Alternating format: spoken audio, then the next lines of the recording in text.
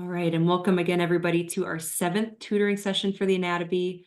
I see just a quick question right here. Previous sessions available on YouTube? They are. So if you Google Anato-Bee YouTube, it should be the first hit that comes up, and you should get the previous 6 sessions, the recordings for those on YouTube. And with a lot of your previous questions, those Q&A sessions are on there as well. So we're really excited to learn a lot about GI anatomy today. So with that, I'll turn things over to Dr. Bill Frank to introduce our first speaker. Well, good evening, everyone. Our first presenter is Marla Jo Lindsay. She's going to be talking about the anatomy of the gastrointestinal system. So Marla is from Opp, Alabama, and graduated from Auburn University with her bachelor's in biomedical science. She is currently a second year at Edward Valle College of Osteopathic Medicine in Auburn. She is interested in surgery and pediatric emergency medicine and hopes to leave all her patients happy, healthy, and laughing. When not studying, she spends time with her cat Angie and takes field trips to any coffee shop she can find. She loves anatomy and she hopes to help you love it too. Marla Jo, the screen is yours. All right, well, thank you. Let me get this pulled up for everyone. All right, and can I just get a confirmation that you guys can see that? Okay. All right, so today we're going to start with the anatomy of the digestive system. And like I said, or Dr. Frank introduced me, I am Marla Lindsay. So our lecture objectives today are really going to be to review some of the larynx, the pharynx, and the features of the tube that we learned in previous weeks.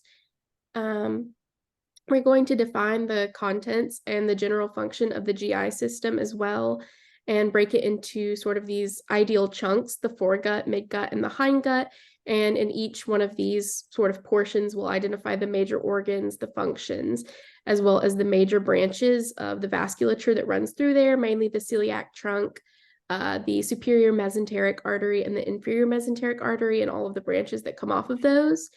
And we'll also define the anatomy and the roles of the accessory organs like the gallbladder and pancreas, and then the liver as well. So just to start with a brief overview, we have the major function just to be to nourish the body with a constant supply of nutrients and water. So we're going to see a lot of movement of food almost on every slide. You'll hear me mention that we're just going to be moving some food through, breaking down and digesting the products, absorbing what we need to, maintain daily function and like successfully take care of our bodies. And then, of course, the least favorite part of everyone, the waste. So the storage of it, as well as the passage and the excretion of it. There's 2 main parts, the alimentary canal, which is sort of the gut tube that you'll hear me refer to, as well as the accessory organs, so the pancreas, the gallbladder. And over here, they are mostly highlighted. Wait, can you guys see that? Hold on. Let me get a pointer. There, can everyone see that?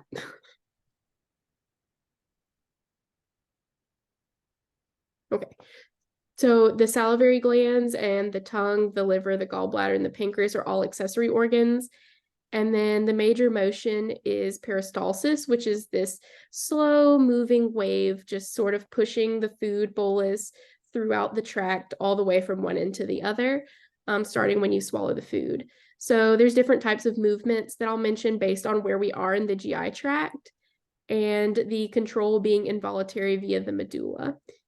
And there's 2 main nervous system players that we're going to talk about briefly here, which is the autonomic nervous system with the parasympathetics, as well as the enterics, which is a specialized subsection of the nervous system, which is all about the involuntary control of your GI tract. So it really is all about the rest and digest. So after you eat a big meal, you go lay down on the couch, you think you're going to watch some Netflix. Just know that you can thank your autonomic and enteric nervous systems for taking over and digesting your food for you. So a brief review of the larynx and the pharynx here. These are where the respiratory and digestive systems sort of mix together. And you can see that right here. You have the overall pharynx, and it's broken into these portions with the oropharynx and the nasopharynx. So nasopharynx, oropharynx, and then the laryngopharynx.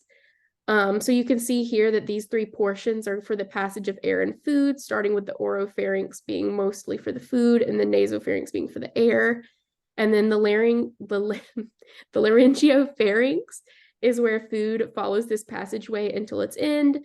And this is where the two systems will fully differentiate, and you will go into either the trachea, so the windpipe, or you'll continue down into the esophagus. And hopefully you don't get food in your windpipe. That'd be bad. You'd probably choke. And then the larynx will connect the trachea to the pharynx to help with airflow, and the epiglottis is this flap that I believe it was Adam talked about last time, that sort of folds over to protect food from going the wrong way. So layers to the gut tube, just a quick review here. You have the mucosa, which is the epithelium that is in contact with the digesting food. So you'll notice there's a lot of specialized cells in this region and things that will help with the mucus and the movement of the food, as well as breakdown depending on where you are in the gut tube. You also have submucosa, which is a connective layer incorporating the blood and the lymphatics into the GI tract. And there's also a submucosal glands there, which also help with secretions of certain substances. And you do have the muscularis, which is going to be the smooth muscle that sort of promotes that peristaltic movement throughout the system. And then you also do have the serosa and the mesentery, which is this outside layer right here. And that is a superficial sort of protective covering on the outside. And you'll notice here that you have the vasculature as well as some of the nerves going through it. So this is sort of a protective layering for them, as well as a connection of all these structures together and then holding them within the cavity as well. So I made this chart as just sort of a reference for you guys when you're studying, that you have a breakdown of everything we're going to go into. So the foregut is going to be everything from sort of the distal esophagus as you pass through into the stomach through the sphincter that we're going to talk about, as well as up to the proximal half of the duodenum. And the interesting thing here is that these accessory organs that I'm going to talk about only are part of the foregut. So even though maybe you think like your pancreas and gallbladder rest, a little lower, but they're all sort of in that top section, making them a part of the foregut. So arterial supply also here is the celiac trunk, which we will go more into in all of its successive branches. And the main function here is to break down proteins, carbohydrates, and lipids, as well as produce bile and excrete bile with the liver, the gallbladder, and the pancreas. So the midgut, the distal half of the duodenum is sort of where it begins. So it takes over where the foregut leaves off for the gut tube. And it's going to go through all three portions, the duodenum, jejunum, and the ileum of the small intestine, as well as the cecum, the appendix, and then the pieces of the colon up until, or the large intestine, up until the first 2/3 of the transverse colon. And then it will give off all of its branches from the superior mesenteric artery vasculature-wise. And its main thing is going to be absorbing more nutrients. Really important is the vitamins, the minerals from the digestive food as it is progressing through the tunnel and breaking down. And then lastly, you'll have the hindgut, which is the last 1/3 of the transverse colon, all the way to the anus, or the external opening, where your, when you go to the bathroom, it will come out. So inferior mesenteric artery and its branches are going to be responsible for the vasculature supply to this one. And the absorption of water and electrolytes is its main function. So it's sort of like a last minute, let's absorb all the water we can, any minerals, electrolytes that we left off, some vitamins as well here. And then as well as the storage and the compaction of waste prior to excretion.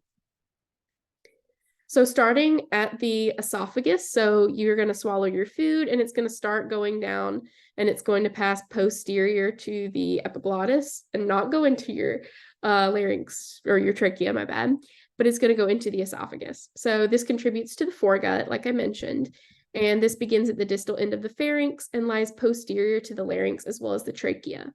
And it is a muscular tube, and it connects the pharynx and the oral cavity up here, down here to the stomach through this gastroesophageal junction and this esophageal sphincter. So if any of you have ever heard, like maybe your parents say GERD or like they're having acid reflux, the main issue is going to be right here. where this stomach acid that is in here will kind of bounce back up through the sphincter and cause like the heartburn that we talk about. And then these sphincters are to prevent that retrograde flow of stomach acid. So when that becomes loose, that's how you get the acid that can accidentally come back up here and cause, discomfort. And this will enter the abdominal cavity on the spinal level of T10. And it does transfer into the stomach right here at this EGD called the gastroesophageal junction. So then after we progress through the esophagus and through that junction, we're in the stomach. So this does also contribute to the foregut, and it has 4 main regions, which I'm going to point out on the picture to you guys. So we have the cardia, which is sort of this entrance right here in the body, and then it kind of goes into it like this, and then you have the fundus, which is this little hump. And then the body will continue all the way down here till you get to the pylorus, which is this sort of narrowing and going into the duodenum right here. So you'll see that there's also a sphincter here as well to prevent things from leaking prior to the end of digestion. So as it's progressing, it will stop here, and then this will let small increments of food through, or food products rather, through at time points, I guess. So there's 2 curvatures as well. There's a lesser and a greater curvature. So here's the lesser curvature right here, and then this one is much bigger and more dramatic. So this is the greater curvature. And just a fair warning, I did include several of these anatomical pictures here. So just a trigger warning. So the major function here is going to be the storage of food, motility, and digestion of food. So chemical digestion would be the enzymatic breakdown of the products, and then the mechanical is this sort of like shifting back and forth in the stomach of the stomach acid with the food you eat to create a chyme, which is going to be the thing, like the liquid that sort of slowly goes down into the duodenum in increments. So the pyloric sphincter, which I discussed, is at the bottom of the stomach, and it's just going to prevent things from sort of going through here too quickly. But it is lax enough to let fluids pass through freely. And then over here, I just thought this was a really interesting picture of the stomach in a cadaver. So you can see here that you have the lesser curvature, the greater curvature, a nice fundus right here, and then you can see where it's going into the esophagus and then progressing into the duodenum. Hey, Marla, before you go on, this is Dr. Peterson. Maybe just define for everybody that's not only watching this in real time, but will watch it later on, just remind them what a sphincter is. Okay, so it's sort of a musculature band. So as you can see here on this cartoon, I think this shows it really well. There's a narrowing right here. So it's going to be like a muscle that stays contracted to prevent things from going through. So here you can see that it's would be closed to prevent all of the fluids here from going through. And then if we go back one, it's not as good on this picture, but right here where this diaphragm sort of licorice shape thing is, there would be a narrowing here as well.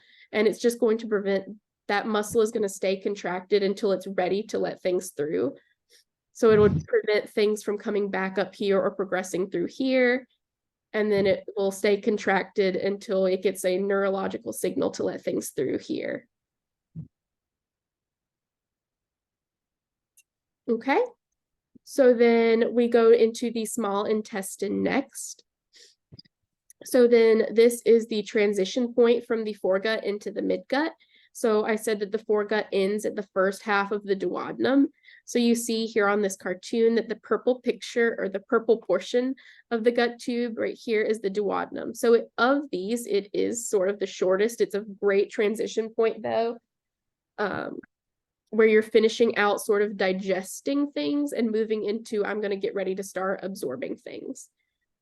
So there are 3 portions to the small intestine overall, and we have the duodenum, the jejunum, and then the ileum before it goes into the large intestine. So the duodenum does have some specialized glands called Brunner's glands. And I believe, it's blanking on me, but I think it's mucus that they produce. One of the faculty can probably correct me. And so it's not so much mucus as a serum mucus. So it's a really watery, thin secretion. Interesting. Her Thank mic you, side. Dr. Peterson. She's also that contributes. I can just add that it is secreting an alkaline-based mucus to protect the duodenal lining from the acid that is being secreted in the stomach. All right. Thank you, Dr. Frank and Dr. Peterson. So it is a thin, watery secretion, so that's going to protect the mucosal lining of this gut tube, since you do have a sort of a very acidic chyme that is passing through here. So then you wouldn't want to burn through this. You could have ulcers or things like that, perforations that would be really damaging to the other structures, like the pancreas that you can see a ghost of right here, which we're going to go into. And then the ileum is another important structure here. It's highly vascularized. It does have a lot of folds, and then ileocecal valve, which is going to sort of level off what is going from the ileum of the small intestine into the cecum, where the large intestine will be beginning. And the ileum is also really notable for its Peyer's patches, which I believe you will see more in the histology portion of the lecture. But this is part of the body's innate immune system, and it has this malt tissue or mucosa associated lymphoid tissue. And this is really great for, I mean, everything that you put in your mouth is from the outside world, and that can be a really dirty place.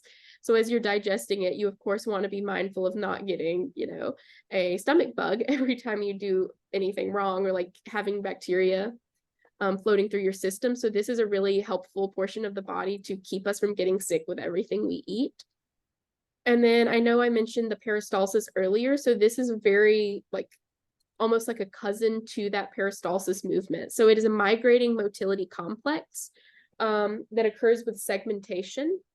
So the segmentation itself is this back and forth movement of the food content through the gut tube in this portion to help absorb nutrients as the food is hitting the intestinal wall. So it's kind of bouncing it back and forth in a way that is both preparing a food bolus to continue moving through the system, while also being able to take all of the nutrients and vitamins and minerals we need from the food and absorb it through the cells to get them to the rest of the body. And the migrating motility complex is going to help with that, moving the food content through the ileocecal valve and into the large intestine. And that is sort of on, I believe it's a special, almost like a neurological wave that it would do it over time. I wasn't very familiar with that.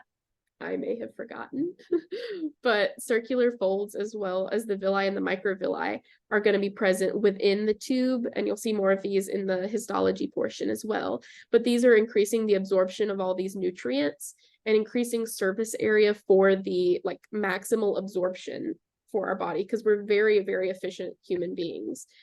And then for microvilli, these are making up the brush border, which is a very rich enzymatic area that helps with, of course, absorption as well.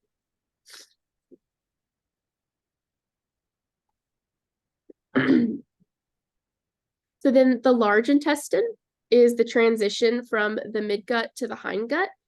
And we said that this takes place along the transverse colon right here. So the hindgut will begin at the distal 1/3 of the transverse colon.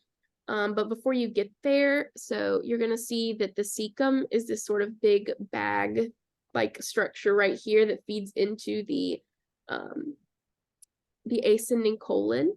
And so the ascending colon will then go up, and it will have, here's the liver, so it will have a hepatic flexure, and it will go across your body right here as the transverse, so side to side colon, and it will fold and it will start going down. And then it will go down into your sigmoid colon. And I think I put a better picture of that one right here. So you see the descending comes down, and it makes this sort of squiggly S shape as it goes into the rectum right here. So the main function is to absorb most of the water and the electrolytes and store waste prior to defecation.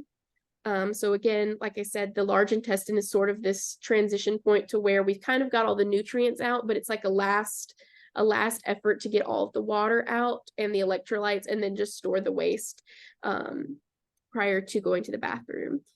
And then 4 regions, there's the cecum, which we said is this sort of bag-like portion right here. And you also have the colon, which is the more tube-like structure here. And then the rectum here, and then the anus, which is of course not in view right now. So the colon does have all these different things based on the directionality of the tube as it wraps sort of around these more central structures, like the small intestine would be in here, and the pancreas would be behind all of this. And then there are no circular folds or villi, like I mentioned here. And I just wanted to include that as sort of like the tube has different structures and specialties throughout. And I think this will be really important for when you're looking at sort of the microanatomy when you're in histology. And there is lots of mucus to help with moving the waste products along. You know, you want to keep things flowing smoothly through the tube. So the mucus cells here are going to be very important to that. And just like the small intestine and the stomach had their own movements, so too does the large intestine. It has haustral contractions. So if you can see these are like sort of outpouchings, sort of like bubbles almost, which these are called haustra. And they help with sort of the movement of the food back and forth to make it into a sort of bolus-like or compact structure. And then they are going to be moving food sort of back and forth, almost like a ping pong ball between them slowly as they get through the colon and progress towards the rectum. And then there's also the natural peristalsis as well as mass movements, which is going to be more towards moving it through the tube, down the tube, and getting ready to store it and then send it out. But the big thing here is that the movements of the large intestine is very slow, and it works to remove as much water as possible, which is why we absorb so much water and require so much water. And like I said, there is Haustra and Taenia coli, which is specific to the large intestine. So you have these sort of outpouching bubble-like structures, which are Haustra. And then you have these bands of smooth muscle along the length of the colon. But they would be like running sort of longitudinally along this. So then there are the 3 regions of the large intestine. And I also made this chart to help break it down in terms of function, region, and some special features. So the colon was the longitudinal tube, and it has the several regions, so the ones that are directional, as well as the cecum and appendix. And the appendix is really, really important. You know, when you take antibiotics or things like that, or if you have like say the stomach flu, it can really destroy the innate bacteria that live in your as your gut flora.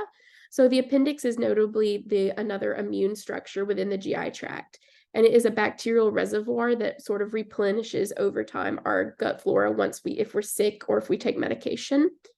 And like I said, water absorption is really important here, as well as a last chance for any nutrient or vitamin absorption. And then it stores the waste. So the rectum then, so as we're progressing through this, we go to the rectum, and this is mostly a collection and storage functions to hold the waste until we're ready to evacuate it.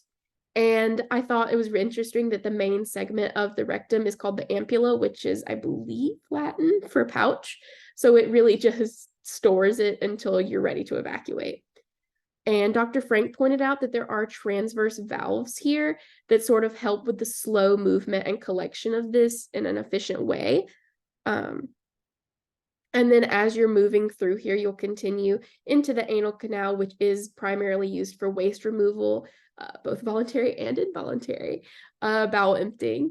So you have 2 sphincters that are notable, and you have an internal sphincter that is going to sort of alert you that you do need to go to the bathroom, but it's under involuntary control, and that will allow any waste to go down to the external sphincter, where that has become voluntary, and that's when you're like, okay, I gotta go to the bathroom.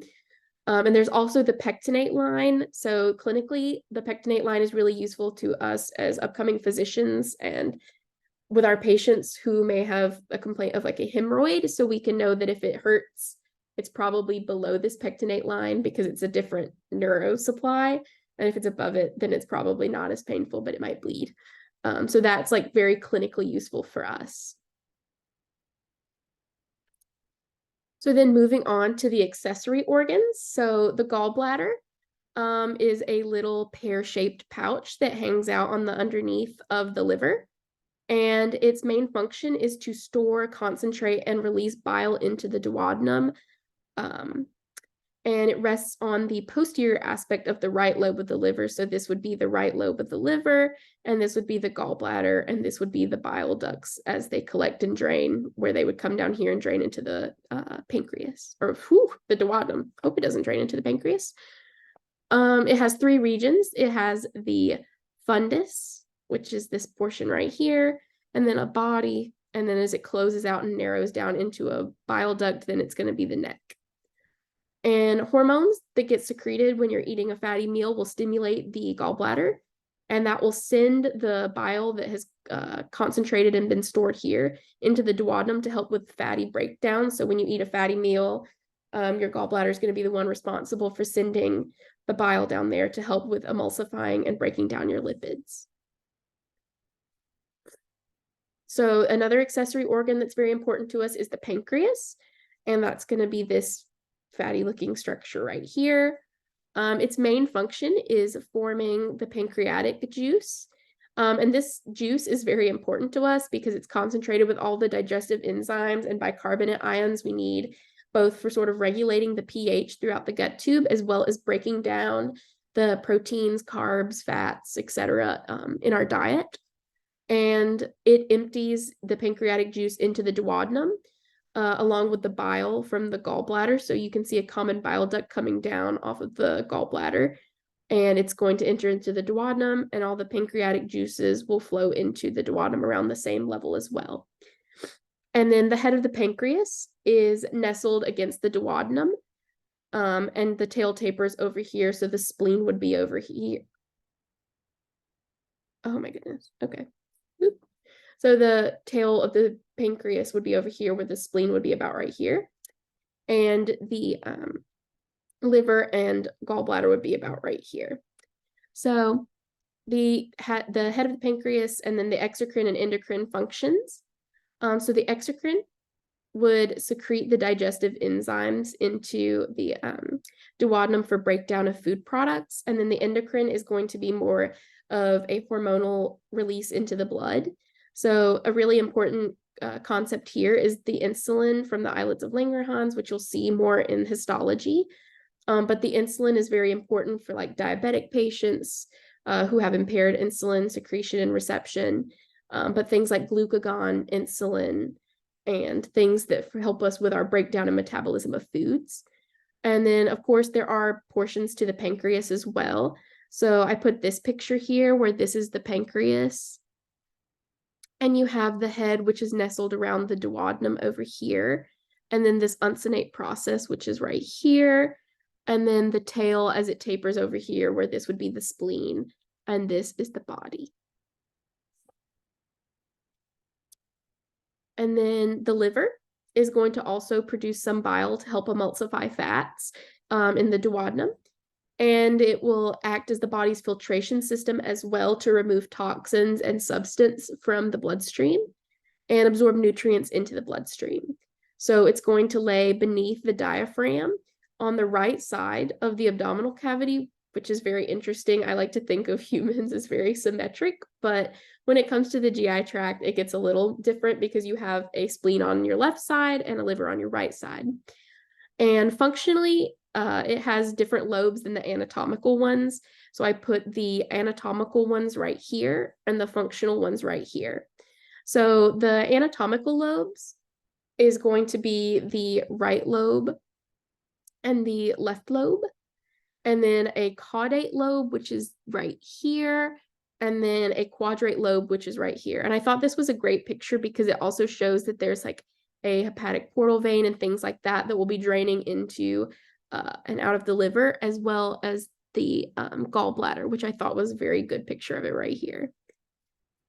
And then their functional lobes, these are more clinically relevant. So I included the Cunard classification, which is great for people in clinical practice to use for when they are maybe attempting to take a piece of the lobe of a liver out, say if there's a tumor there, or if there's maybe necrosis of a portion of the liver and they're trying to save as much as they can sort of localize down to that one particular region.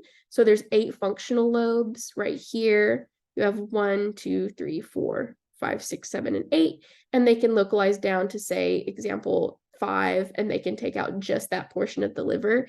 That's sort of the most efficacious for the patient, as well as localizing down to the pathology that they're trying to treat. So the blood supply now is what we're going to go into next. So starting with the foregut, so we're going to go back up to the stomach for this, and this is the celiac trunk and its main branches. So here is the celiac trunk, and we have the splenic artery, which runs sort of posterior to all the structures, and it will give off the left gastro-omental artery, which will come up. So this would show that the stomach is sort of reflected up and has been lifted to reveal the structures behind it, but it will go up along the left greater curvature of the stomach and provide vasculature there. And it will also give off these short gastric arteries right here before continuing into the spleen to be its major blood supply. And you also have the left gastric artery. So if you go back to the celiac trunk where all of this originates from, you can go up to the left gastric, and this is going to go across the lesser curvature of the stomach right here. And then you have the common hepatic artery. So if you go back to the celiac trunk one more time, then you can come off with the common hepatic, which will branch into the gastroduodenal, which is going to come down and service the pyloric region of the stomach, as well as the beginning of the duodenum as it makes that transition, as well as the that will give off branches. The gastroduodenal artery will give off branches, which would be the right gastro-omental. So if you see it coming out here, it's going to run along the right greater curvature of the stomach and then meet in an anastomosis, so a connection with the left. So they have the same name and there's a left and a right. So they'll cover equal parts of the stomach to sort of make sure that all pieces of the stomach is getting a blood supply. And then you will also have the superior pancreatico-duodenal artery here. So you can see that it continues down and it's going to hit both the continuation of the duodenum as well as the head of the pancreas. And then you do have the proper hepatics, which may not be best visualized here, but the proper hepatic would keep going, and it's going to specifically give off a left and right hepatic artery that services the liver, as well as a cystic artery. So cyst, sort of like a sac. If you're looking here, it would come along with the gallbladder with this and service the gallbladder, and the left and right hepatics would go up for the liver's blood supply. And then this is the first branch off of the aorta once it reaches the abdomen. So as you can see, this would be the abdominal aorta right here. And this is the first branch off of it. And then the midgut is going to be serviced by the superior mesenteric artery and its branches. And we do continue on straight down the gut tube throughout this. So now we're going to be sitting around the second portion of the duodenum into the small intestine and the beginning of the large intestine. So you're going to give off the inferior pancreatico-duodenal artery, which I don't know that I see here. Okay, so then it would be pictured on a different slide. So intestinal artery, these are going to be, they're sort of a umbrella term for all of the arteries that are just going to go out here and service the jejunum and the ileum, which has sort of been removed. But here, I believe, are some of the intestinal arteries. And it's just a sort of branching vascular network that's all servicing the extensive small intestine. And then you'll give off the middle colic artery, and this will go up and service the left side, I believe, of these large intestines. So it's going to start giving off all these branches to come over here to the ascending colon. And then the right colic artery is going to do that as well. But then the middle colic will work with the the marginal artery will work with the IMA, which we'll see here because I mentioned the marginal artery of Drummond, which branches off of the there's a piece of the IMA and the SMA, and they work together to make a collateral flow to make sure that the large intestine never runs out of blood. And then one other branch off of the superior mesenteric artery is going to be the ileocolic artery. So that is this one right here. And you'll notice that all of its little branches come down here to the terminal portion of the ileum and into the cecum. And it will give off an appendicular artery around right here, because this will be the appendix, which is that gut flora reservoir that I talked about earlier. And then the hindgut is going to be off of the inferior mesenteric artery, and its branches are going to be the left colic. So if you're following, this is the abdominal aorta, and this is the inferior mesenteric artery, and it will give off a left colic artery, which will do the descending artery, or the descending colon.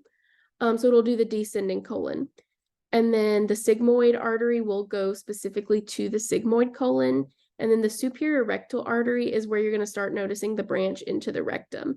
So it'll sort of come off of the IMA and go straight down, whereas the others will sort of stay within the abdominal cavity over here. And then, like I said, with the SMA, you have the marginal artery of Drummond. So there's a collateral flow here that keeps all of this supplied with blood throughout, if there is a surgery or an issue, so that no part of the colon hopefully is going to be left without blood in an emergency. All right. So then, do we have any questions? Yeah, can you go back to the part with the sections of the small intestine? I think I missed something. Yeah, the small intestine, you said? Yeah. All right. So what is... Yeah, go ahead.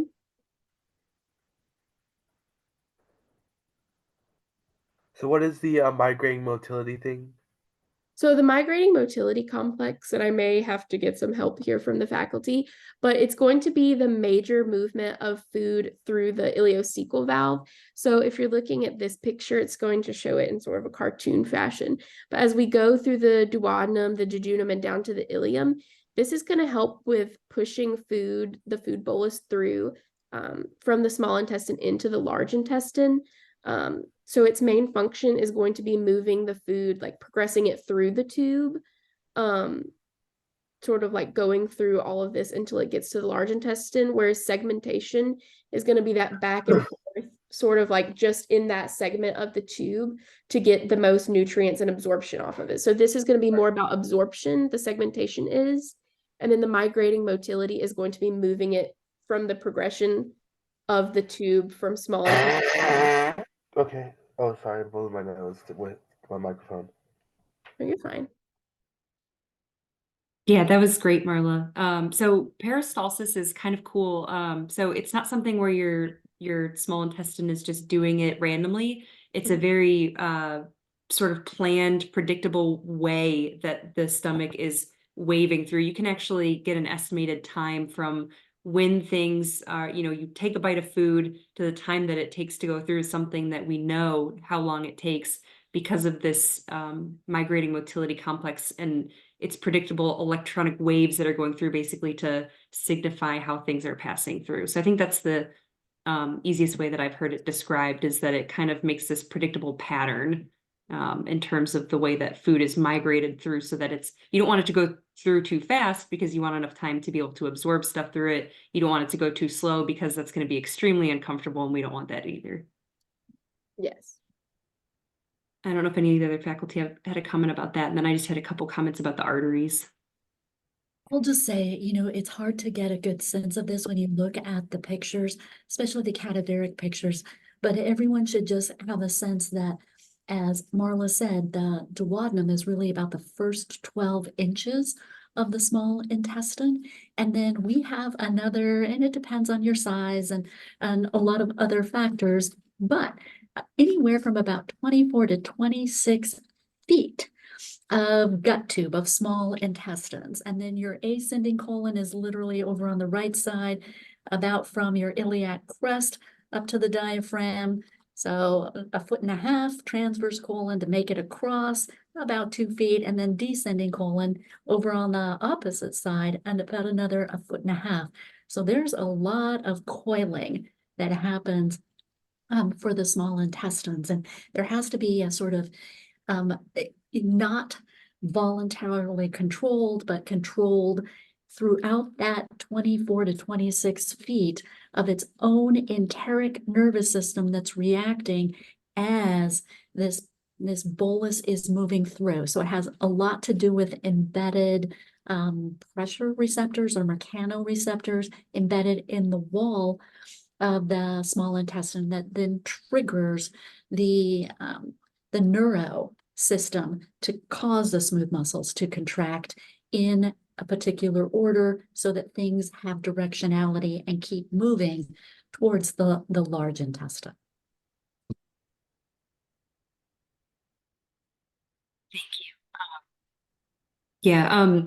The only other thing I wanted to add about the arteries is I was getting flashbacks to maybe the first time that I learned this and seeing some of these names. I was like, this is really hard. And I'm imagining being a high schooler seeing this for the first time. So I just wanted to break it down really quick and highlight the names. So just staying on the slide that you're on, just thinking about how these names just precisely tell you what's being supplied. So if you think inferior pancreaticoduodenal, that's a really long name. But if you say pancreaticoduodenal, is that it's supplying the inferior, the lower sort of portion of that pancreas and that duodenal junction over there. If you're thinking intestinal arteries, that's got to be supplying the intestine somewhere, specifically the small intestine. Middle colic is telling you that it's supplying sort of the middle of the colon. So that one actually you can see how that's going upwards. So that's supplying most of the transverse colon. The right colic, same thing, is it's supplying more of the colon on the right side, which you can see is going to be that ascending colon. And then ileocolic is telling you in the name ileocolic, it's the junction from the ileum as it's meeting up with the colon. Smash those words together and you get ileocolic. That being said, those are a lot of details. The first thing that I would do when studying these is focus on foregut being supplied by the celiac trunk, focus on midgut being supplied by the superior mesenteric artery, and then you can sort of logic your way around the details in terms of where you think that what artery would be supplying what. But keep the big picture first as you guys are going through this. That's what we really want to emphasize. Any other questions? I see, what is a fundus in general for organs? Right, so I'm gonna go back to the stomach. I think is like a really good way to show it. So the fundus. So when you're looking at this, it's very much a like circular sort of like, I was trying to think of the best like word to say it. It's a very like round outpouching of it. So it's like, if you can see here that it goes in a very like C shape almost extension of the body. Whereas the cardia is very kind of narrow and is an opening into it, and the pylorus is an opening to it. It's a very like saccular like extension, and the gallbladder also has a fundus, so that it's showing like this very like round pouch like structure to it. I don't know if that's the best way to describe it, but that's sort of what I think of when I think of the fundus. Well, the nice part is there are many fundi. Yeah. If that's the correct way, but technically it's the large hollow part of an organ, kind of farthest from the opening, and where you showed the fundus of the gallbladder was very much polar opposite to the opening. Fundus of the stomach is kind of polar opposite to the pyloric sphincter or opening into the duodenum. And you see that also like in the uterus, the fundus of the uterus. So there are multiple examples of this large hollow part of an organ farthest from the opening, if that helps. Yeah, I actually didn't know that, so that's a really great explanation. How do you tell the difference between like the jejunum and then the ileum? Yeah, because I know there's the ileocolic, I want to say, not ileocolic. The one valve between the ileum and the cecum, but I wasn't sure about the ileocecal valve, but what about the jejunum and the ileum? So it's very hard to tell. I think histology might be the best way to like differentiate. It's going to come down to like sort of their functionality is going to be a lot of the same of absorption and moving through the tube. But when you see the inside of the tube on a microscopic level, you'll see that there are differences that way. But it's more of like a sectioning in terms of macro anatomy. So like knowing that this first, bit is the duodenum, and then the middle like sort of section, if you were to like see it in person and like be able to go, okay, top, middle, bottom is really good. But as far as like knowing, yes, right here is the difference between the duodenum and the jejunum, is going to be very, very hard to tell in my opinion. But it comes down to sort of like the structures that are sort of within it. Like the duodenum has the Brunner's glands and the ileum has Peyer's patches, but at the end of the day, you wouldn't know that just from looking at them. So it's more of like I'm at the top, I'm in the middle, I'm at the bottom, if that makes sense. Yeah, one thing I will say is, so you have one side here, highly vascularized, lots of folds. So one thing you could look is kind of looking at the branches of those intestinal arteries is one thing that you can kind of track along. It is something that's harder to tell externally. If you do cut into and open up the small intestine, one of the things that you have here is lots of folds. Looking at the ileum is another thing that you can look for, versus the jejunum is going to be a little bit smoother in comparison. So there are some ways where you can tell just visually looking at it. And then, like Marla said, the histology is another way that you could. So Sorry, I was just going to say externally, you can tell, obviously the mesentery has been pulled away from this to see the arcuate arteries, the vasa recta, but the encroaching fat is going to look different from the jejunum to the ileum. The vasa recta are going to be much shorter. In the jejunum, and you can see down by the ileum towards the cecum that the vasa recta are much well, that should be the opposite. They should be closer to the arcuate artery should be closer to the lumen of the ileum. The vasa recta, those very straight arteries, are going to be very short, right up against, and you're going to have encroaching fat coming up and over the ileum, when that will look different than the jejunum, and obviously different from the duodenum, because most of that is retroperitoneal, not intraperitoneal. So yes, there are some external clues as well as internal, probably beyond what we need to know here, though. Good for question, though. the one serosa or serous or layer on the gut tube, is that does that create like serous fluid, so like a kind of a protective layer on the outside? It creates. Marla, go ahead, and then I'll help you if you need it.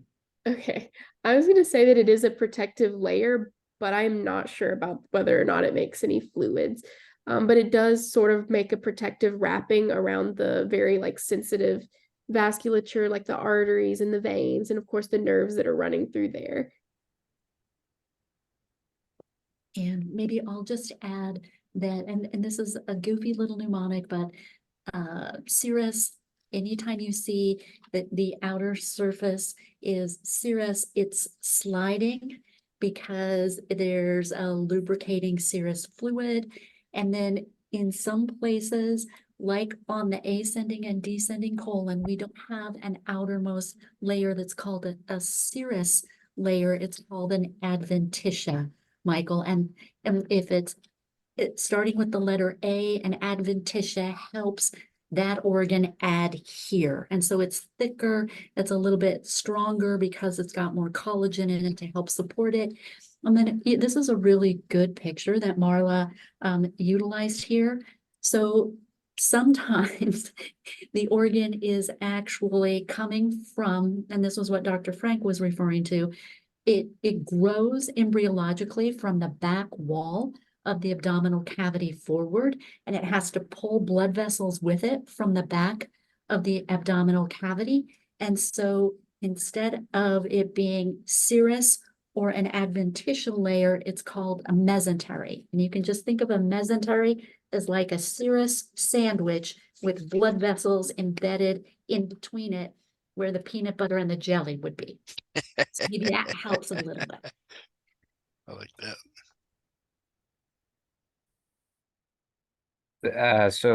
Mesentery would be where it in those tissues that pulled the arteries with them, and then adventitia would be for like adhering, and then serous is kind of like sliding, so like with the serous fluid. Right, and here's the last thing I'll say, and then maybe we need to move on to the other presenters. But in the abdominal cavity, just like we saw in the thoracic cavity, you have a parietal membrane, and then that folds just like a giant piece of saran wrap. From the outer lining of the cavity, it just folds over to the surface of some of the organs. So we call it, in the abdominal cavity, it's a serous membrane. We call it the parietal peritoneum. And then as it folds over on some of those organs, then it becomes a visceral peritoneum. And then depending on where it is, whether it's up against a wall and needs to be adhering, it gets thicker, or if you're just in that middlemost region of the jejunum, you just have a serous membrane so that as food moves through, you can slippery slide your way around in the cavity. So hope that helps. All right, thank you, Marla, for that really good presentation. And we should be coming back to some of those questions that you had in our embryology presentation as well, I'm sure. So with that, I'll let Dr. Frank introduce our next speaker. Hey, thank you, Marla. Excellent, as always. Our next presenter is Adam Tickle. He's going to be talking about the histology of the GI system. Adam is from Opelika, Alabama, and graduated from Auburn University with a bachelor's in microbiology. He is now a second-year student at VCOM Auburn. Adam's first experience with anatomy was in high school, dissecting frogs in Mrs. Gore's anatomy lab, and he has wanted to be a doctor ever since. When not studying anatomy, he is hanging out with friends, doing jiu-jitsu, or taking a well-earned nap. Adam's favorite subject in anatomy is cardiopulmonary anatomy.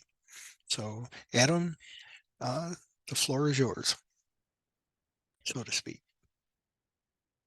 Hey, great. Thank you for the introduction. So yeah, we're go ahead and share my screen. There we go. So let's see. Press play. All right, so today we're doing a GI histology, and also shout out to Marla, because most of what not most, but a good chunk of what I'm covering today, Marla at least either mentioned, or also we have a lot of pictures in common. So shout out to Marla for a fantastic presentation. But yeah, we're talking about histology today. And let's first off, let's go ahead and look at the lecture objectives. So as I mentioned last time, I think it's really important to look at these before you get into a lecture to know what I want to take out of this lecture. So the first one is distinguishing the three major salivary glands. So we're going to talk about, you have three different kinds of salivary glands, and we'll get into those. You want to know what makes them unique, where they are, and what kind of things they secrete. Next is we're going to talk about the four different gut layers of the gut tube. Marla already mentioned those. We're going to go into a little bit more detail. And then we're going to talk about the layers of the components of the enteric nervous system. That's what innervates the gut tube and allows it to have its different kind of functions. All right, so let's get started. So we have three different kinds of salivary glands. Now, they're the reason why it's so important to distinct them is because they each have a slightly different function and they're in a little bit different places. So the first one, our parotid gland, sits on the kind of your side of your face. You can kind of feel it if you put your fingers right in front of your ears, and it's kind of a soft area right there above the bone. That's your parotid gland. And then you have your submandibular gland, which sits kind of in this area under your jaw towards the back of your the root of the tongue. And then just underneath your tongue, you have your sublingual glands. So those are your three different kinds of your glands: your parotid, your submandibular, and your sublingual. Now let's talk about the parotid first. Now, the parotid gland is a serous gland. Now, Marla mentioned this a little bit, and I'm sure you've heard the term serous gland. So what that means is it has serous gland, serous ducts and serous acini in it.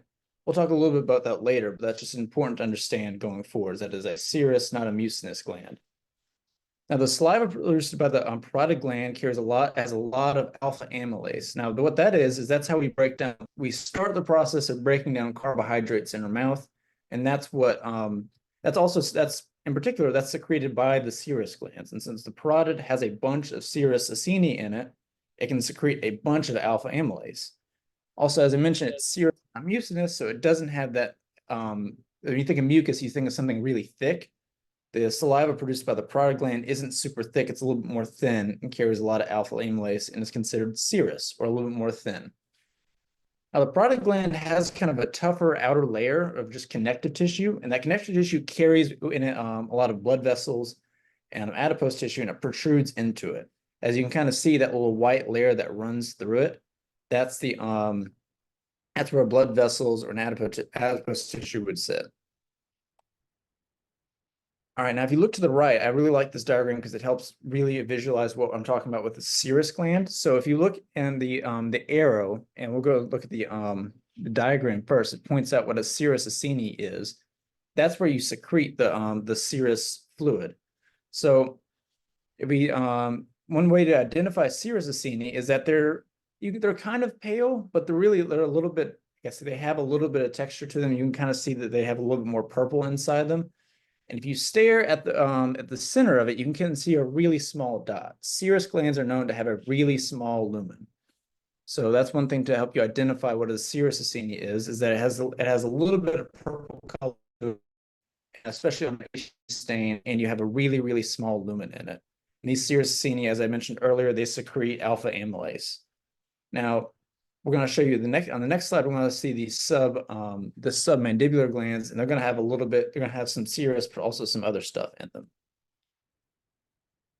All right, so here are our submandibular glands. Now, as I mentioned before, these are what sit kind of towards the back of our mouth, by the root of the tongue, just inside the jaw. Now, the submandibular glands are considered a mixed gland. The reason is that because they have both serous and mucinous acini. And that's what helps secrete the fluid out of them. So if we go down to the diagram on the right, we see that it has those normal serous acini, those dark colored like glands, but they also has those little glands that are really pale. If you look at let's see, I want to see if I can get a laser pointer. Goodness, wrong slide. But if you look at where the arrows are pointing, some of them point to a little bit darker circles, and those are our serous acini, or some of them point to those lighter circles. Those would be our mucinous acini. The reason mucinous acini are really pale is because mucus doesn't really stain well on H&E stains, and so it looks almost clear. It looks really, really pale, and so you kind of see these big, almost it looks almost like adipose tissue. It looks big and clear, and that's how you know you're looking at mucinous acini.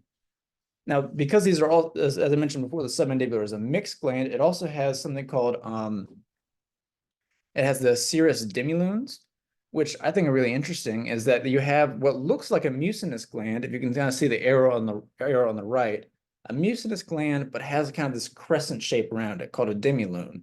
It's called a demilune because it had the name lune and it means moon. If you think of a crescent moon, there's a crescent gland, a serous demilune or a serous crescent moon sitting around a mucinous gland. That's something you can help to identify the submandibular gland because it has such kind of an even amount, both mucinous and serous glands. As I mentioned before, because it has mucus glands, not like the parotid, it can actually make a little bit thicker of a thicker saliva. So it has both the alpha amylase produced by the serous glands and just actual mucus produced by the mucinous glands to make it a little bit thicker. Right, the next up is our sublingual glands. Now, your sublingual glands actually sit directly under your tongue. Sometimes you can actually see them if you go in the mirror and lift up your tongue towards the roof of your mouth. You can look and kind of see how they empty out under your tongue. Now, the sublingual glands they're still mixed, but they're mostly mucinous. So their job is mostly to just produce more mucus type saliva to really make your saliva a lot thicker. And if you see the photo on the right, has a lot of those pale dots that I was talking about. Those are mucinous glands. As I mentioned, you can't really stain mucus really well on H&Z. Stain it so thin and there's nothing that sticks to it super well. And so it looks clear. So that's how you know you're looking at mucinous glands. All right, before we move on to the next objective, does anyone have any questions about salivary glands, about what they do, their function, or anything like that? I did have one question. What is the lumen and what is it for as far as like, is that where all the stuff is secreted by the acini?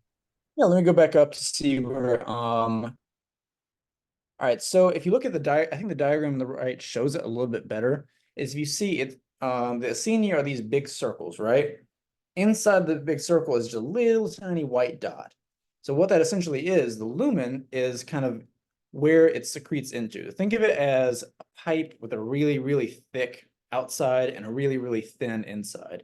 The lumen is essentially what's considered the inside of a big pipe in your body. So like if you consider the lumen of your colon, lumen of a blood vessel, or the lumen of an acini. So that's where stuff goes into, if that makes sense. So the way it would work is a serous acini, in this case, would secrete alpha amylase and a serous fluid into that pipe.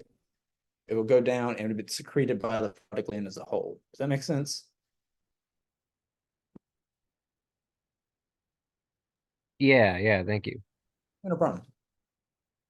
All right, so let's move on to the layers of the gut tube. Now, as I think this is a really fantastic diagram. It shows pretty much everything you need to know in terms of the basics of the layers of the gut tube. Marla already had it too. So the first layer, the innermost layer, is the mucosa. Now, the mucosa is lined with epithelium. I just epithelium because it varies so much by where you are in the body, and that's something that we'll get into. We won't get into too much in this lecture. There's a lot of detail, but I will show you about generally how you look at that. But it varies so much, but between your esophagus to your stomach to your colon to your small intestine, it varies a bunch. But the reason for that is that each one of them has a slightly different function. Your esophagus needs to move really tough food in all the way to your stomach, so it has to be a little bit tougher. Your stomach has to secrete acid, so it needs those kinds of glands. Small intestine needs to absorb a lot of food. Your colon needs to absorb a lot of water and secrete mucus. So they're all going to be a little bit different. As I said, it's lined by epithelium. It has a layer of connective tissue under it called the lamina propria that holds a little bit, I guess, vessels and stuff like that. And then it also has a layer of muscularis mucosa. Now, the muscularis mucosa has a function I think is a little bit interesting, is that it kind of causes, when it contracts, it can cause your the mucosa to secrete stuff. It can also cause the mucosa to have extra layers of surface area. It kind of wrinkles the stuff and increases the surface area of the mucosa.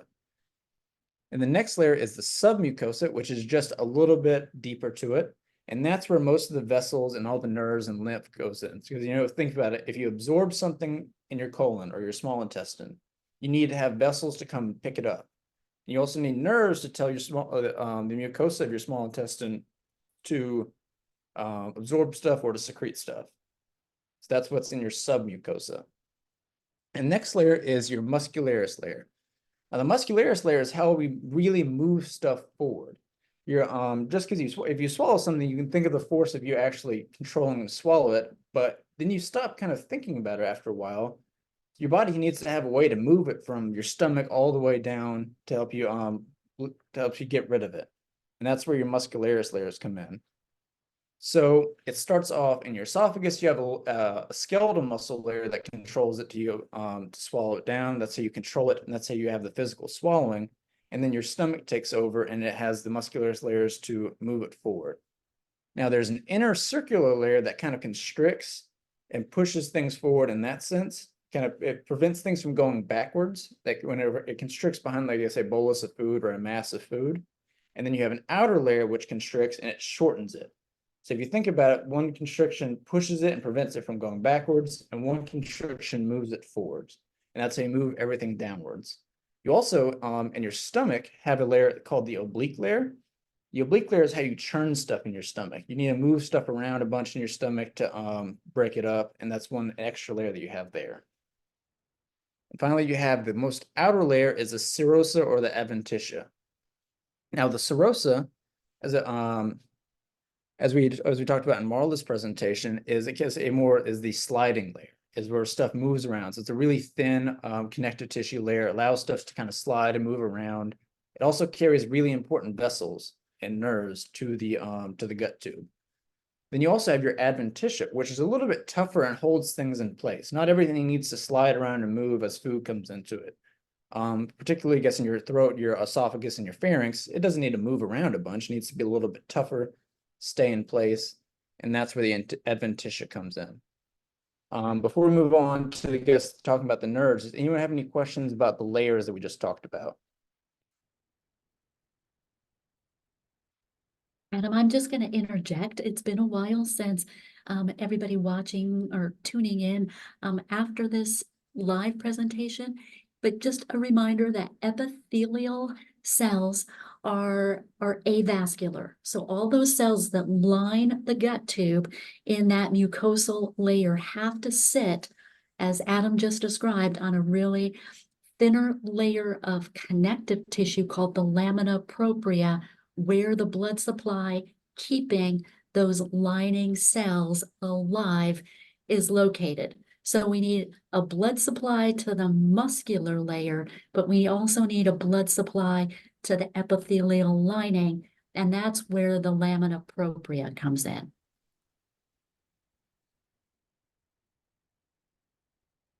Thank you for that. That's something I guess moved past quickly, is the function of the lamina propria, but you definitely need the lamina propria to allow you have so many epithelial cells, they get really thick sometimes. You need to have a good blood supply for that. All right, now let's talk about the enteric nervous system. So how your gut, yes, moves stuff, as I mentioned before, is that you have the physical ability to swallow. You have the physical ability to control your external anal sphincter, but the rest of the system needs to move on its own. You don't sit around and thinking about moving your gut, especially because it moves so much when you're at rest. When you're just sitting around, right now, your gut is moving stuff forward. So it needs to have its own system control stuff. And there are two different kinds of plexuses, which is just bundles of nerves and two distinct layers. So first off is you have your myenteric plexus, which sits in the muscularis layer. And as I mentioned, that's the layer that moves food forward. That's the layer that controls stuff. It also is what controls the stomach and makes it churn. And the nerves are found wrapped around in that layer. And then you have your submucosal plexus. As I mentioned before, you have the muscularis mucosa, which sits just deep to the mucosa. Well, it's a part of the mucosa, but it's kind of towards the bottom of the mucosa. And that's what's it controls, as I mentioned, kind of making the wrinkles of the mucosa, but it also controls secretion of different enzymes and mucus when you need to.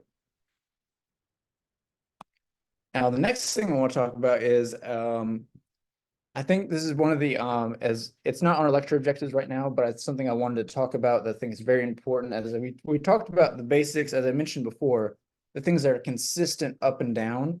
But I want to talk about some specific examples and show some of the differences.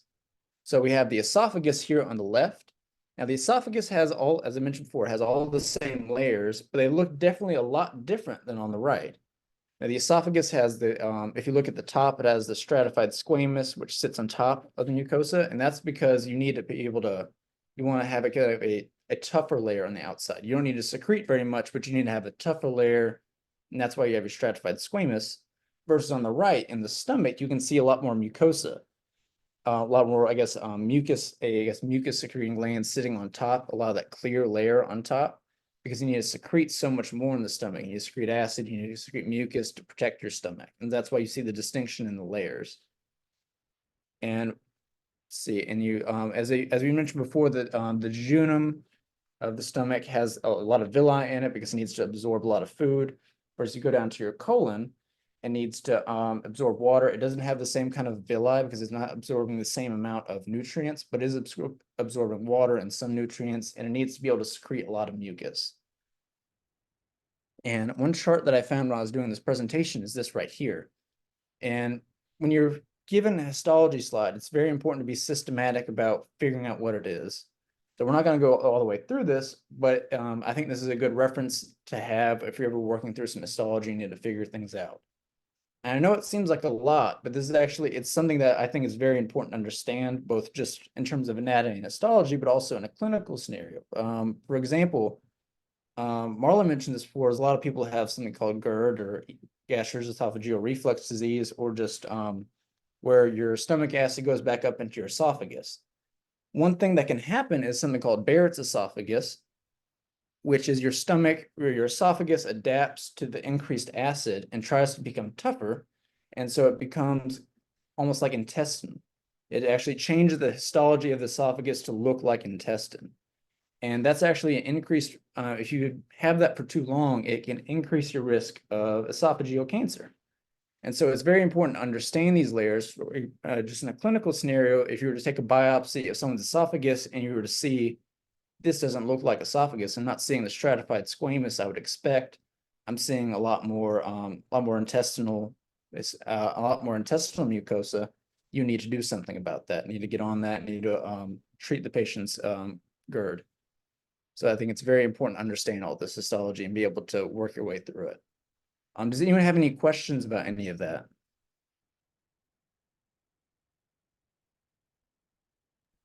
Possibly a little out of place, but what's the difference between a villi and a microvilli? So I know both were mentioned before, or maybe we'll get into that later. Let's see. Can I get a little bit of help on that? I feel like I wouldn't. I know villi are a lot taller, and you're going to see them in the small intestine to absorb a lot more. But I feel like I'm not 100% clear on the microvilli definition. If someone could help me with that. Adam, I will. Can you make your screen? Can you make these pictures just a little bit bigger? Are you able to do that? I'm trying. I don't really know. Let me see.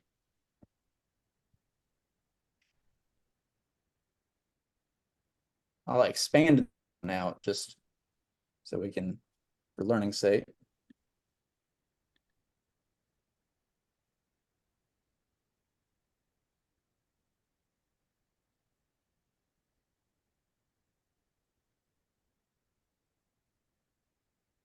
That did not work. I'm sorry. I'm just trying to, I can't find a way to expand it.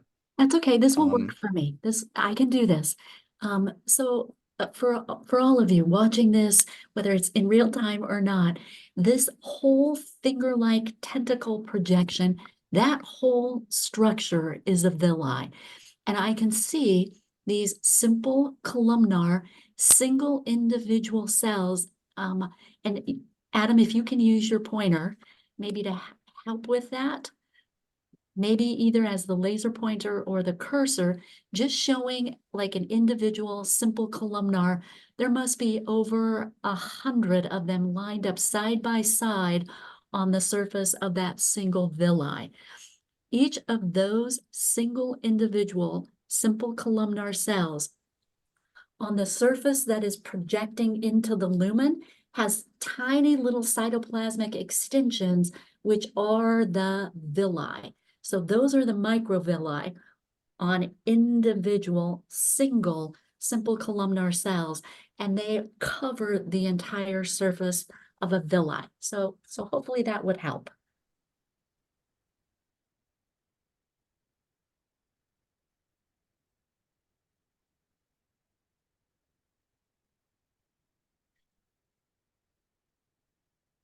And does anyone else have any other questions? I think, thank you for that. Thank you for helping explain that.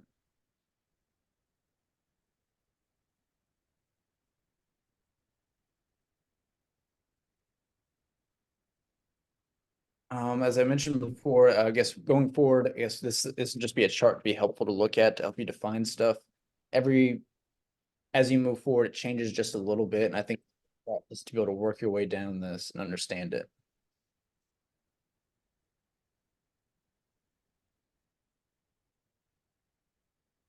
where do we find, I guess, a serosa versus adventitia? Great, let me go back to that one. Hold on.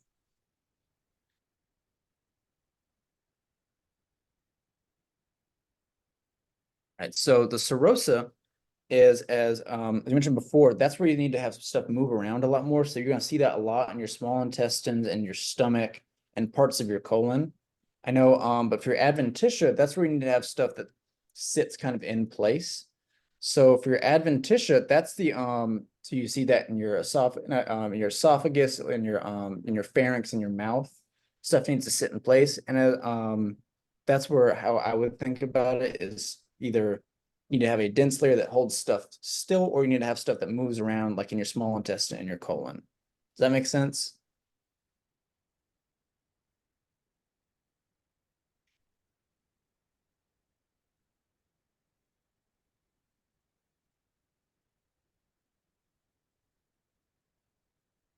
Anything else that we can go over?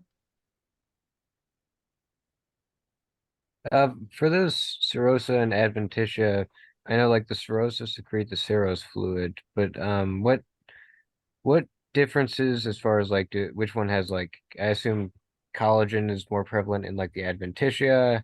Like what's the difference between those two tissues, like as far as the cells in them or the things being secreted there or the make up the tissue? Well, I think you definitely hit on that, is that your adventitia is going to have a lot more collagen in it because it needs to be a lot stronger. I'm not sure, I guess, or in terms of specific cells, they both would need to have some ability to carry vessels to the tissue itself and allow that through. I'm not sure, I guess, specifically. I'd imagine, I guess, as it mentioned, serosa is going to have a lot less collagen and a lot less collagen producing cells in it, versus the adventitia would have more of that. If I guess if any of y'all would be willing to help, I'm not sure, I guess, in terms of specific cells in each one, if that's what you're asking. Yeah, just really quickly, Michael, and kind of way beyond where we expect you all to be, but just for, I guess, bringing closure to this whole discussion. So the serosa is typically just a single layer of simple squamous cells. And then again, remember, they don't have a blood supply, so they have a very thin lamina propria underneath them that brings blood to those epithelial cells so they can then produce and secrete the serous fluid, where an adventitia has a much greater proportion of fibroblasts. So it's all connective tissue. Therefore, those fibroblasts are producing the collagen fibers, but connective tissue is highly vascularized. So the adventitia is going to be highly vascularized as well.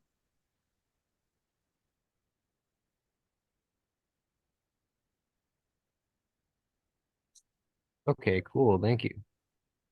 Adam, I thought you did a great job. Thank you so much. This is hard to teach so much histology in such a short amount of time, and I really appreciate everything that you talked about tonight. Thank you. Thank you. Of Thank you, Adam. course. Let's see. These are references, and all right, like close it out. Okay.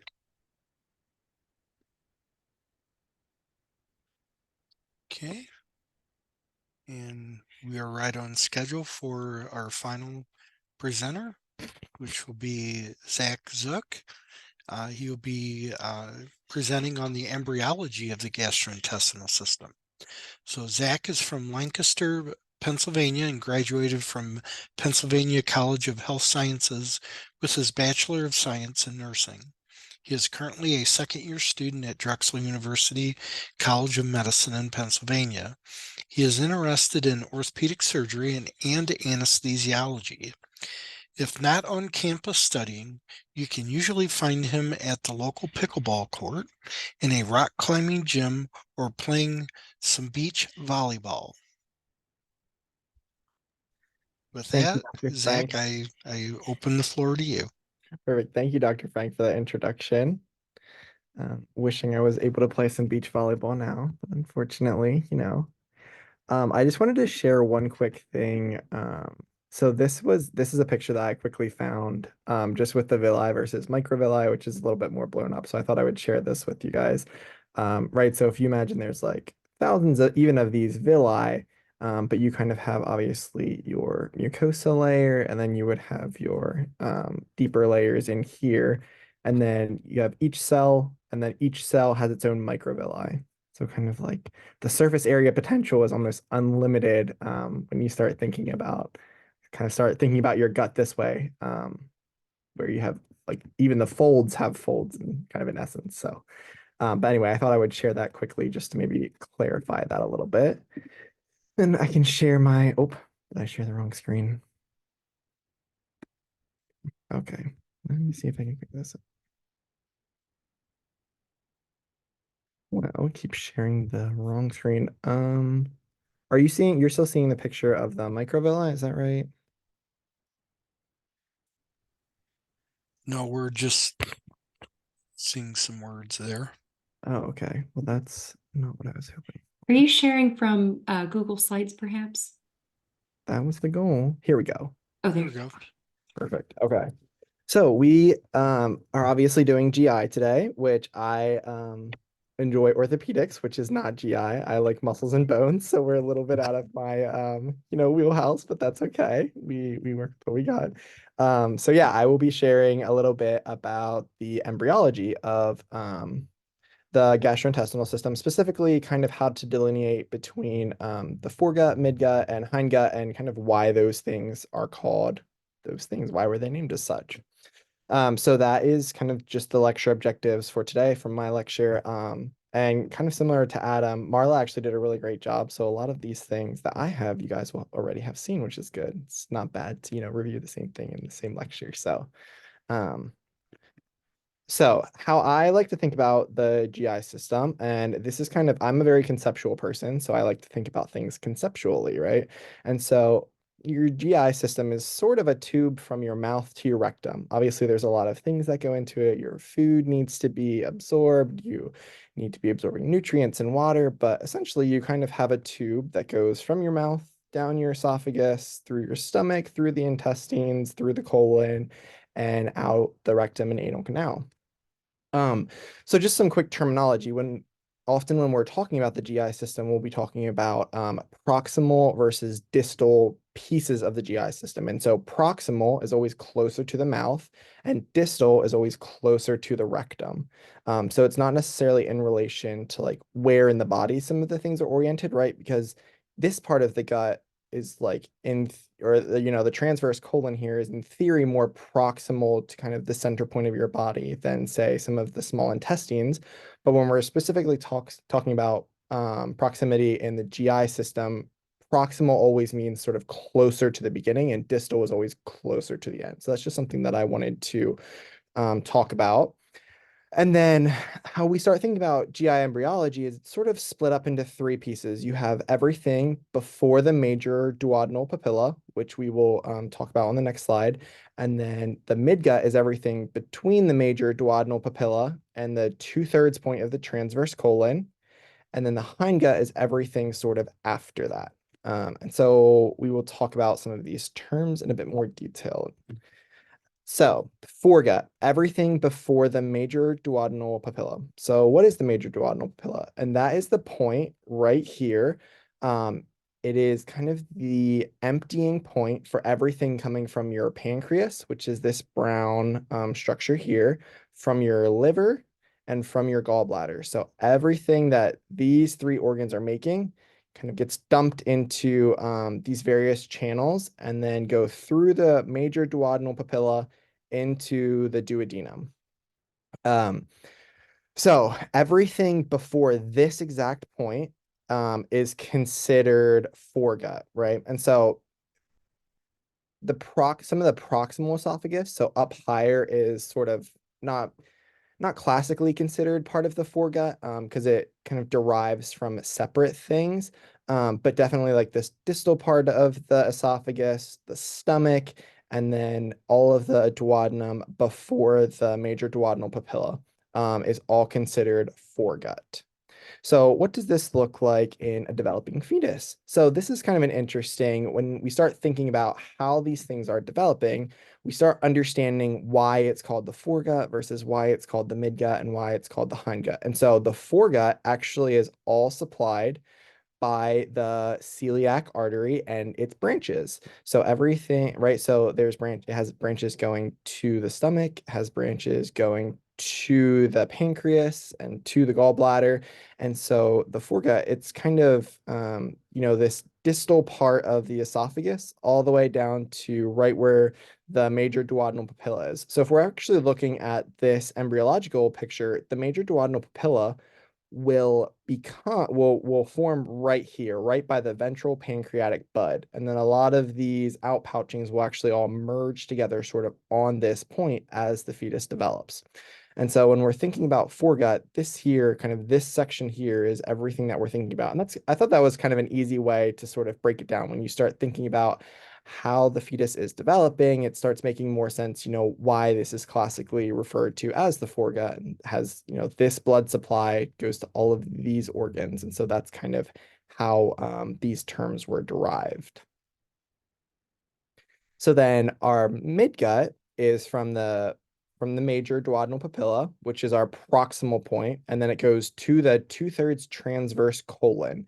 So everything after this point coming down, and then we have sort of all of our small intestines jumbled up in here.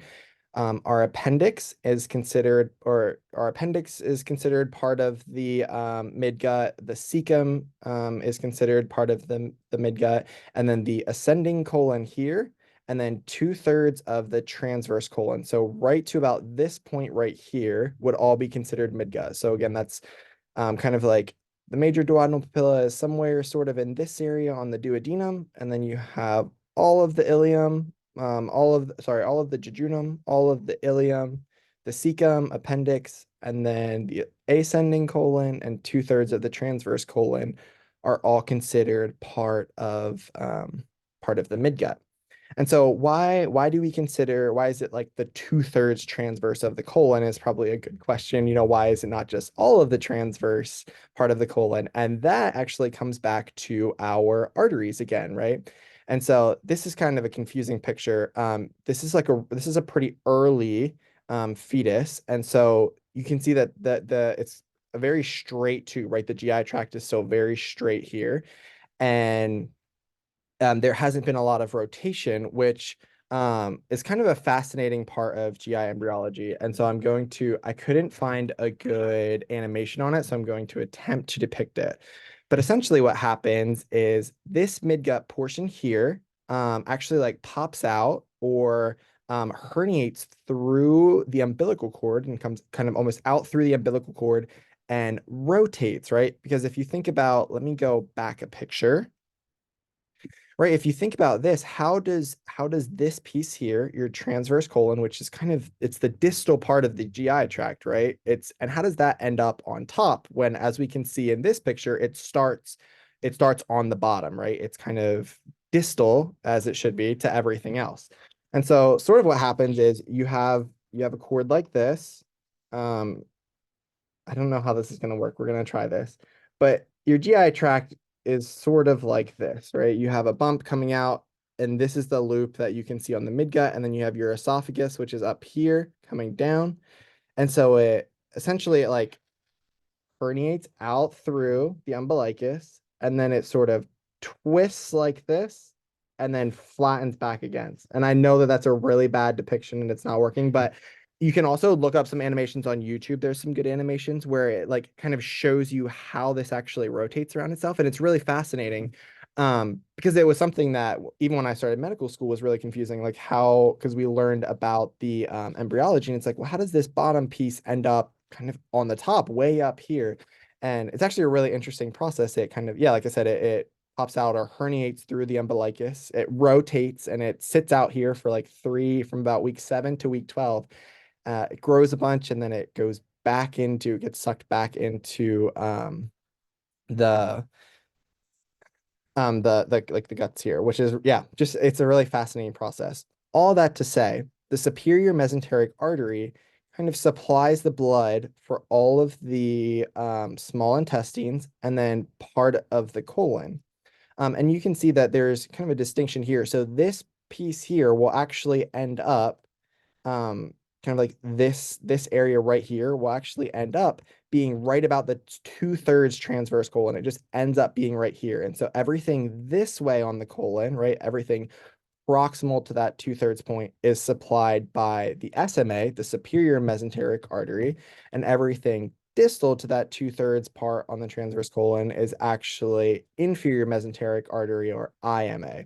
So that's kind of these terms are really derived from the blood, from like, you know, the blood supply. And so that's kind of an important thing to understand as you're learning what is the midgut and what is the foregut and what's the hindgut. So yeah, hopefully that makes sense to everybody. Are there any questions on the midgut before I move on? If I can help clarify that. I know that my demonstration wasn't great, but I promise if you look it up on YouTube, there's some really great like videos where you can see it kind of doing that 270 degrees of rotation. And maybe, Zach, just for reinforcement, if you point out the positionality of the SMA there on the gut tube, and it again, now that we understand what the mesentery is, this gut tube grew from the posterior wall of the cavity, and maybe you can show them approximately where that would be. And so the blood supply grew as the tube grew, and it moved towards that umbilical cord, that umbilicus, and it drags that blood supply with it. But the lower part, the more inferior or distal part of the tube, that had a separate blood supply. It was called the IMA, and it pulled that with it. And then the whole thing kind of blew up when it did the 270-degree rotation. And again, if you can imagine that, then that's, as Zach explained, that's how the transverse colon ends up lying sort of higher in the abdominal cavity than the small intestines themselves. But I think that's a really good picture, especially when you pair it with what you now understand the definition of a mesentery is. So nice job on that, Zach, really. Cool. Well, thank you. Yeah, this was to be honest with you, I'm very impressed if you guys can understand this. It took me quite a while to understand how all of this works. So if you're getting it on the first pass, then you're doing a great job and you're well outperforming me. But yeah, like Dr. Peterson said, so this gut tube kind of originates back here, right? And then as it grows this way, it drags its mesentery, or sort of covering, and its blood supply with it. And then it kind of pops out through and grows and grows and grows and then comes back in. So, but yeah, that was a wonderful explanation, Dr. Peterson. So then we can move on and go to the hindgut. So then the hindgut is logically everything after that 2/3 part on the colon, right? So it's kind of the last 1/3 of the transverse colon, and then it's the descending colon down through here, and then it's the sigmoid colon, which is named, or how I remember the sigmoid colon is it sort of makes an S shape. It kind of like comes towards the front a little bit and then goes back and then drops down, and then the rectum and anus are also part of the hindgut. And then again, the hindgut is supplied by the inferior mesenteric artery, which we had talked about before. So here's the picture that we saw before. This is kind of a similar picture. It's a little more blown up and a little bit more blurry, but you have here again, you kind of have the superior mesenteric artery, and this might give you some idea of the mesentery that is going with the GI tube as it's growing, right? So there's kind of, it's being attached to the back wall here through this mesentery, and as the tube grows out, its mesentery and blood supply grow with it. And then the tube comes down, and early in the development process, there's something called the cloaca, which your bladder forms off of that, and then your bladder kind of creates its own hole, and then you have your anus, your rectum and anus also formed out of the cloaca down here.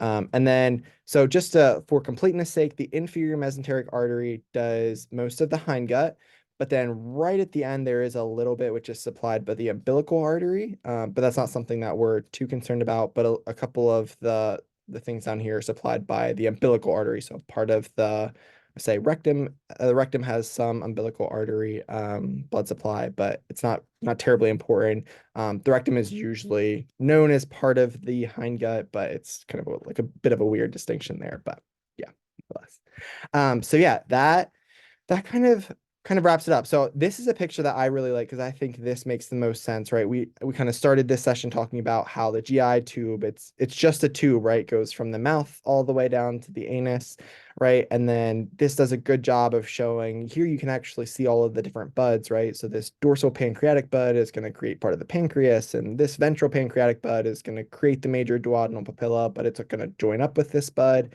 You have the gallbladder and the liver all kind of popping off of this early GI tube, the stomach here. But then understanding these blood supplies will really give you a lot of insight into, where everything is. But I would say that the kind of to wrap it up, the few big things to remember about GI embryology, it's you have to remember these 2 points, right? Because if you can remember these 2 points and where they lie on the tube, then you can kind of think logically about, okay, well, everything before the major duodenal papilla is considered foregut. Everything between the major duodenal papilla and the 2/3 of the transverse colon is midgut. And then everything after this is considered hindgut. And then we have the celiac. No, I can't think. Celiac artery, which supplies the foregut. We have the superior mesenteric artery, which supplies the midgut, and then the inferior mesenteric artery, which supplies the hindgut. And that is all that I have for GI embryology. Did you guys have any questions? Is the allantois a permanent thing? Because I see it looks like it goes to the umbilical cord. But does it disappear completely after a while, or does it stay there permanently in some form? That's actually a great question. So it is supposed to completely disappear, and it sort of becomes a ligament, or like it's sort of it becomes a very fibrous part, right? So if you're doing a cadaver dissection, you can actually find the remnants, but it's very fibrous. There's actually some disease processes where if the allantois doesn't close completely, you can actually get drainage of urine from the bladder out through the allantois, which is kind of a fascinating, like a clinical correlate where someone might present with urine coming out of their belly button, and you're like, oh, that's super strange, and it's because this didn't obliterate properly. So great question, actually. Could you go back to the one slide with the pancreas and liver emptying into the duodenum? Oh, I'm going wrong way here. Is this the slide that you were looking for? Yeah, so why does the pancreas empty into two different places? Like there's the major papilla, duodenal papilla, and then there's this thing above it that it also empties into the duodenum. Why is that? So I think that actually goes back to some of the embryology. So this is the remnants of the dorsal pancreatic bud, right? And so let me go back to this slide actually, right? So here you have the ventral pancreatic bud, which is this part, and then you have the dorsal pancreatic bud, which is this part. And so you can see the dorsal pancreatic bud is above where the ventral pancreatic bud is. And like I said before, this becomes the major duodenal papilla. So if you have these two in mind, there's two places that your pancreas comes from, right? So part of the head of your pancreas actually comes from two different places. And then, so one of the pieces of your pancreas starts here and rotates around the duodenum and joins up with this other piece, and it becomes one organ. However, there's still two attachment points from the original embryology from here, which is kind of fascinating. A lot of these, like the gallbladder or like the liver one and the gallbladder one, sort of meet up with the ventral pancreatic bud, but this one stays patent as its own kind of unique feature here. Why are there two different pancreatic buds? Are the types of do they have different types of cells, or are they just pretty much the same and then they meet up? So that is like the $1,000,000 question, and it, over evolutionary time, millions of years, blah, blah, blah. I think one of the current theories is that as we became larger in size, we needed greater nutrients for, to drive metabolism, which just drove the need for additional pancreatic tissue.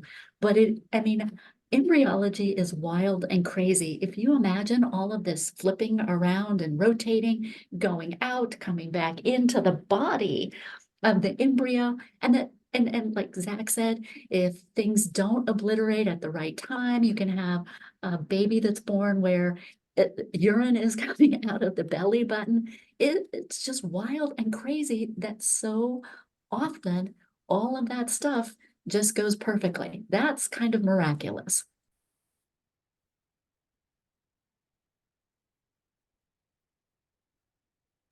Okay, thank you.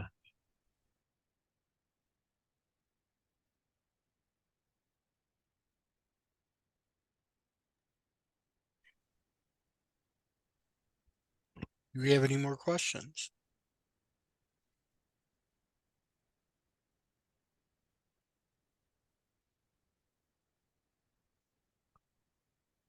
Okay, well, Zach, again, very nice presentation.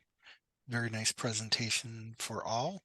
So I will hand this back over to Dr. Pescara, and have a great rest of your evening, and looking forward to the next one.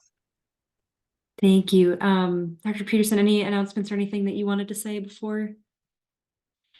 Okay, perfect. All right, we will see each other again in 2 weeks for urinary and reproductive everything, anatomy, histology, embryology, all the good stuff. So thank you again to Marla, Adam, and Zach for amazing presentations. We're so lucky to have you guys here teaching us all these great things. So thank you everyone for being here, and we'll see you next time. All right, good night, everybody.